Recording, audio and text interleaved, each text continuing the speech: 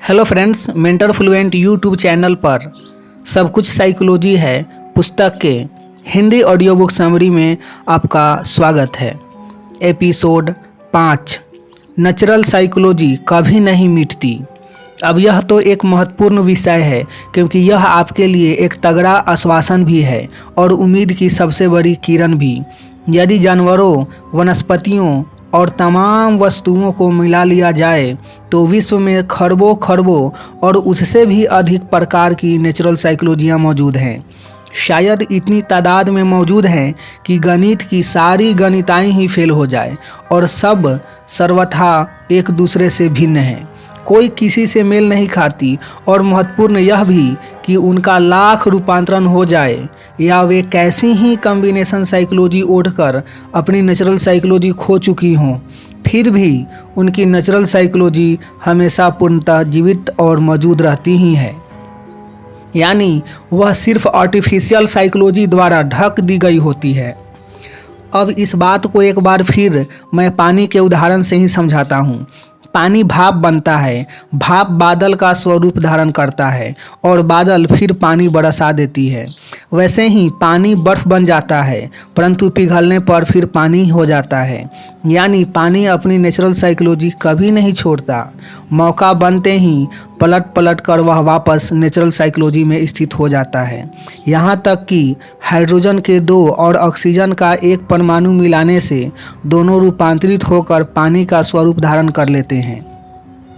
परंतु फिर रासायनिक प्रक्रिया के सहारे उनमें से हाइड्रोजन और ऑक्सीजन अलग किए ही जा सकते हैं। यानी हाइड्रोजन और ऑक्सीजन भी अपनी नेचुरल साइकोलॉजी कभी नहीं छोड़ते और ऐसा एक दो नहीं, तमाम वस्तुओं की नेचुरल साइकोलॉजी के संबंध में है।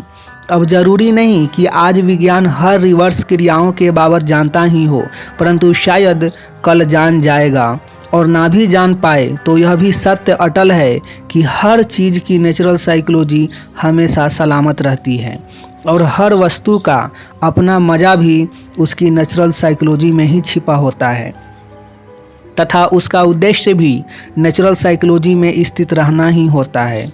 और सच यह भी है कि हर वस्तु अपनी नेचुरल साइकोलॉजी में वापस आने को तड़पती भी रहती है। मनुष्य भी इस पूरी प्रकृति का ही एक हिस्सा है और उस पर भी प्रकृति के सारे नियम लागू होते ही हैं।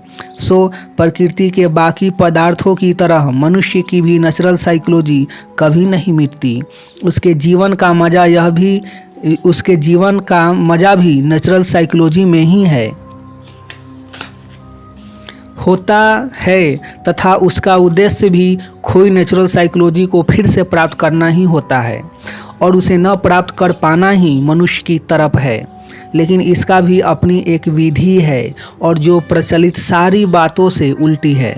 उल्टी इसलिए कि नेचुरल साइकोलॉजी पीछे लौटकर ही पाई जा सकती है, फिर वह वस्तुओं की हो या मनुष्य की, जबकि हम सारी बातें आगे बढ़ने की ही करते हैं। मानो बर्फ़ को फिर से अपनी नेचुरल साइकोलॉजी में स्थित होना हो तो उसे क्या करना पड़ेगा?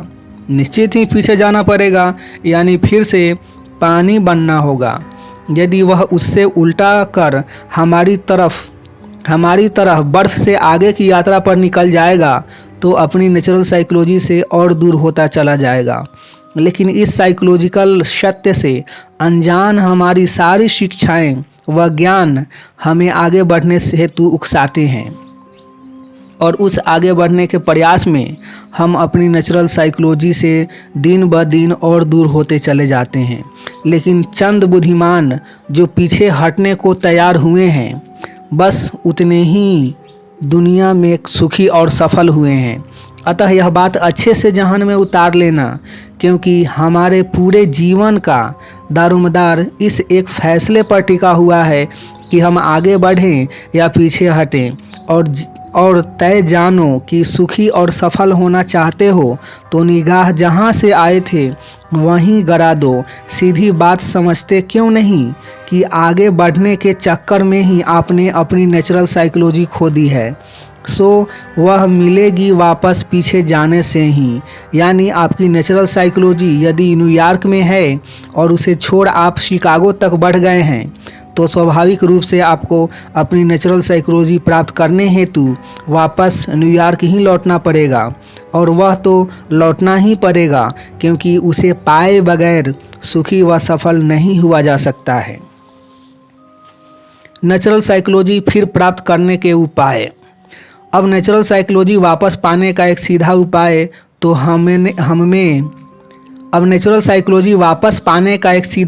तो हमने समझ ही लिया कि पहले नई रूपांतरणीय व कॉम्बिनेशन साइकोलॉजी ओढ़ना बंद कर दे, फिर जो ओढ़ी हुई है उन्हें एक एक कर छोड़ते चले जाएं।